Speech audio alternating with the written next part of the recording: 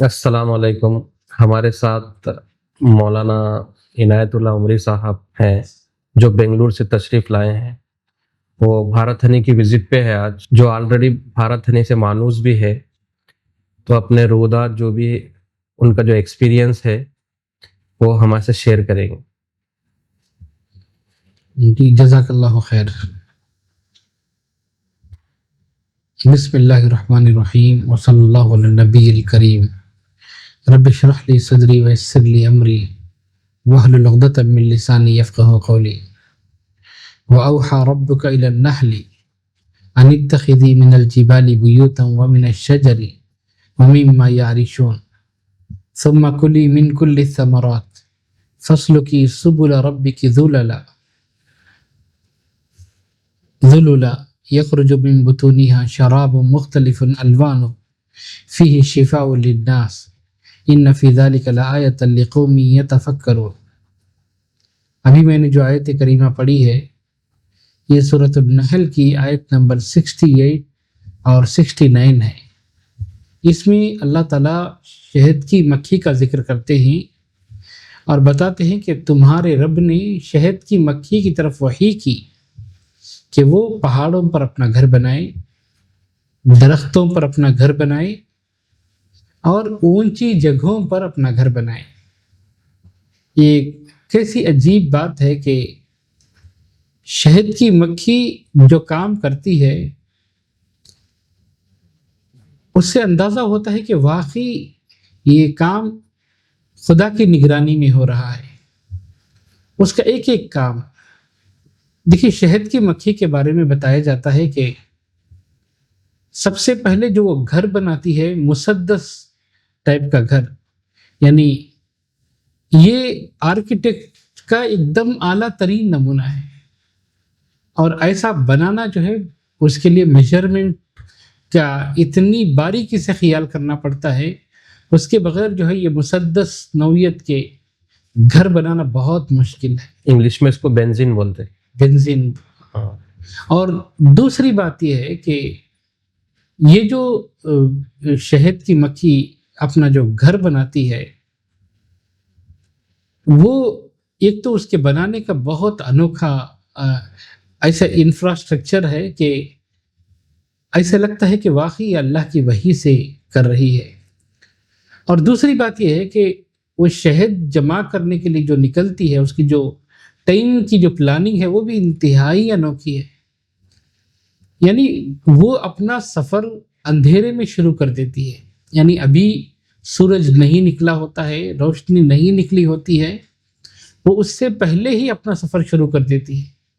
یعنی ایسے لگتا ہے جیسے وہ پورے کے پورے ٹائم ٹیبل جانتی ہے، وقت پہچانتی ہے اور وقت کے لحاظ سے پلاننگ کرتی ہے، منصوبہ بند انداز سے کام کرتی ہے.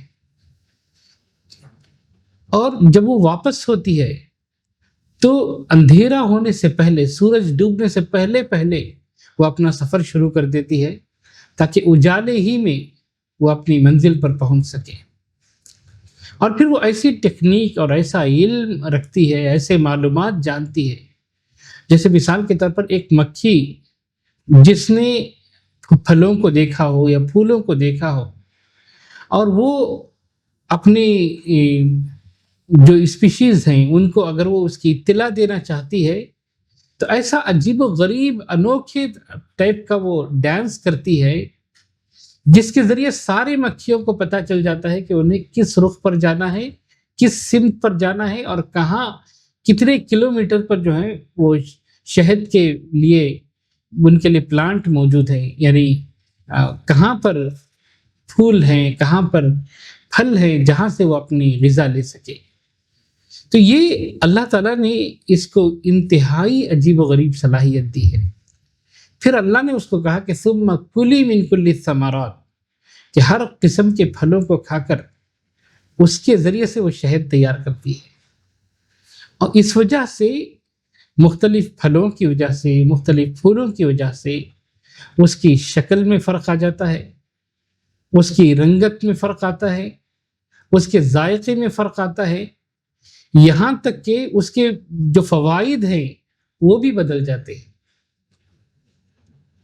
دیکھیے ہم جانتے ہیں کہ بھارت ہنی نے جو مشن شروع کیا ہے، بہت ہی مناسب داموں میں ہر گھر میں شہد فراہم کرنے کا، یہ اتنا بڑا قدم ہے اور یہ اتنی بڑی ضرورت ہے۔ اگر قرآن کے الفاظ سے ہم اس بات کو سمجھنے کی کوشش کریں تو قرآن میں 2 چیزوں کے لیے شفا کا لفظ آیا ہے، ایک خود قرآن کے لیے اور دوسرا ابھی میں نے آیت ہی پڑھی آپ کے سامنے، اس میں فیہ شفاء للناس، کہ اللہ نے شہد میں شفا رکھی ہے۔ اس کا مطلب یہ ہے کہ اسپریچول جو ڈیزیز ہے اس کے لیے قرآن شفا ہے، جو فزیکل ڈیزیز ہے ان کے لیے شہد شفا ہے۔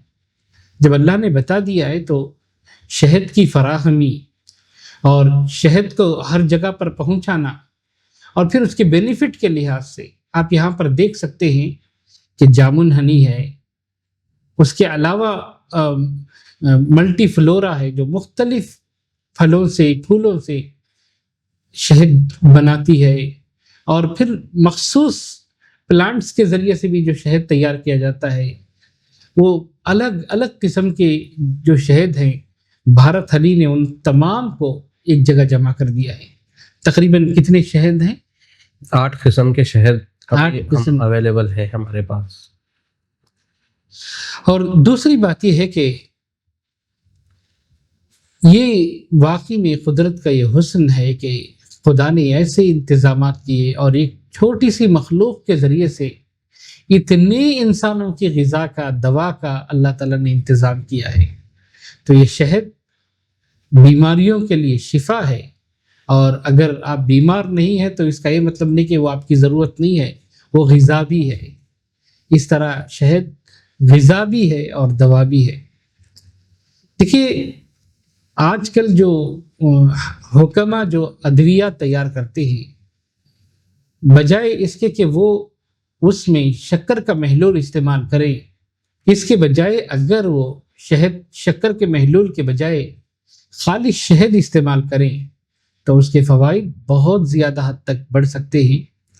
تو میں نے آج کمپنی وزٹ کی اور یہاں کے پلانٹ، یہاں کا جو سسٹم ہے دیکھا، تو ماشاءاللہ بہت ہی ویل آرگنائزڈ وے میں یہ لوگ کام کر رہے ہیں، اور پیورٹی کا پورا خیال کیا جاتا ہے، ہر طرح سے چیکنگ ہوتی ہے، اور باقاعدہ طور پر یہ لوگ چیلنج کرتے ہیں کہ ان کے شہد میں کسی طرح کی کوئی نقلی چیز یا کوئی ملاوٹ شامل نہیں کی گئی ہے۔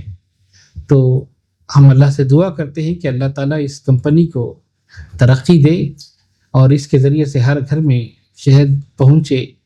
جزاکم اللہ خیر۔